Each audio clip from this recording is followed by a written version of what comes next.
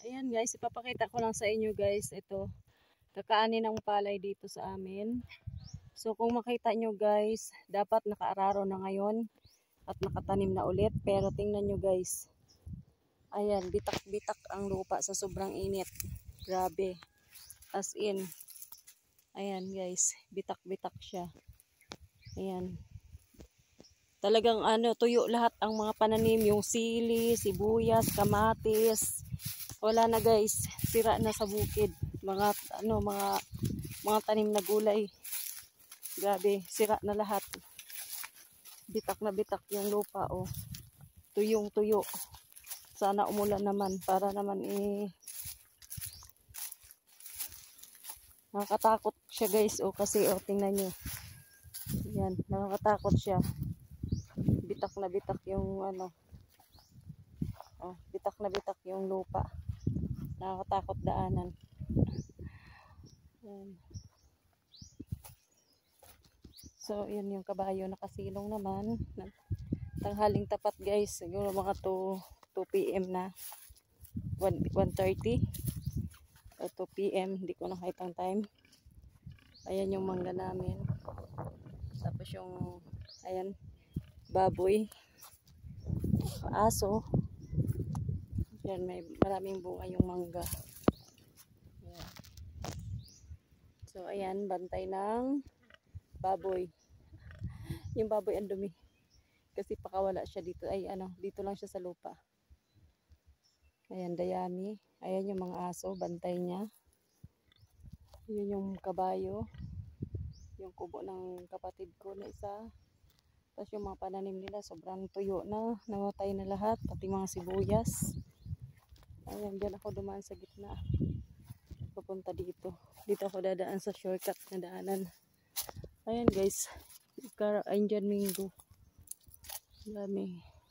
Dati guys, ay Indian Mingo na to, marami to. Hanggang doon. Hanggang doon. Doon, isa na lang natitira kasi pinutulan ng kapatid ko. Matagal na. Ginawa na lang taniman ng Ito talagang palaya namin ito guys. 3 beses sa isang taon nag-aani dito ng palay. Pero sa ngayon, dapat nakatanim na sila, oh. Walang tubig. Tuyong-tuyo. Yan yung dayami. Ngayon may kubo din dito. Sa nanay ko. Ako doon naman sa kabila guys. Yung doon banda sa likod niyan. Doon ako nagpatayo ng kubo kasi doon din yung aking piggery. Saka poultry.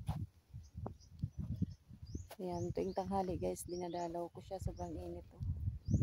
Pero mainit siya guys, pag nandito sa ilalim ng puno, mahangin, tapos malamig, presko ba. Ayan, sariwa ang hangin.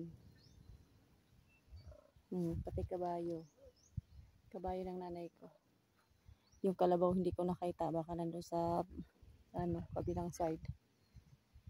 Ayan, laki ng baboy niya. Dumi niya. Inahin yan guys. Ayun yung dayami, nakatambak lang dyan. Ito mga mahogani na puno. Ayan guys, palaging nasusunog ang bundok. Buko.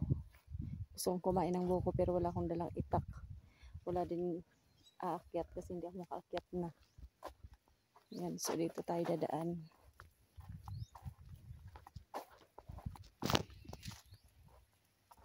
Dito yung taniman ng palay.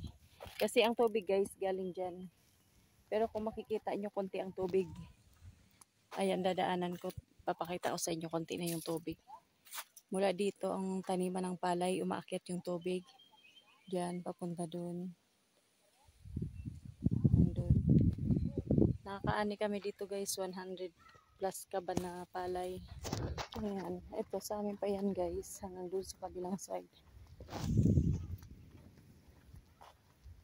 Ayan, may batuan dyan. Ayun yung mga pinatanim kong saging. So, rondahin ko muna kung mayroong, ayun, mayroon siyang mayroon siyang bunga. Ayun, oh. Nasiglip ko malaki. Ayun, ang pinatanim ko kasi yan dyan. Ayun, oh. Ayun, may puso na saba. Ayun, pinatanim ko na na saging at saka dun sa kabilang side. Ayun, may puno, may bunga na pala yung dyan, oh. Yung isang puno. Tingnan ko nga, silipin ko muna ulit. Ayun, may bunga yung isang puno ng saba. Tapos yung isa parang latundan or saba din yun. May puso siya. So ayan, dito guys nanggagaling yung tubig. Kung makikita nyo. Nanggagaling. Pero dito ngayon guys, tuyong-tuyo na. Diyan nanggagaling yung tubig. Pinapaagos namin papunta doon.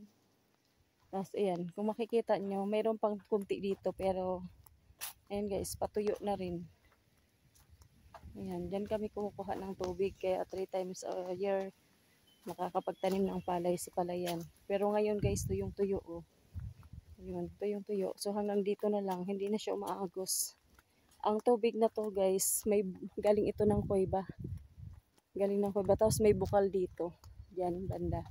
So hanggang dito na lang yung tubig. Ayan. Kalabaw. Hindi ko alam po yung kalabaw namin yan. Ito yung lindero guys. Ayan. Ito yung ano tawag dyan? Hangganan. Ayan. Papunta dito. Ayan. Hanggang dito na lang guys yung ayan. May kalabaw. Ayan guys. Hanggang dito na lang yung tubig. Hindi na nakakaakit kasi konti na patuyo na. Ayan. May ano kasi dito guys. May tubod. Yung tubod, ano ba yan? Yung bukal. Ayan, dyan. Doon ba na sa taas. Tapos galing pa sa kuweba. Tapos ngayon, hanggang dito na lang yung tubig. Hindi na dumadaloy papunta doon. Kaya hindi nakapagtanim ng palay. So, ayan.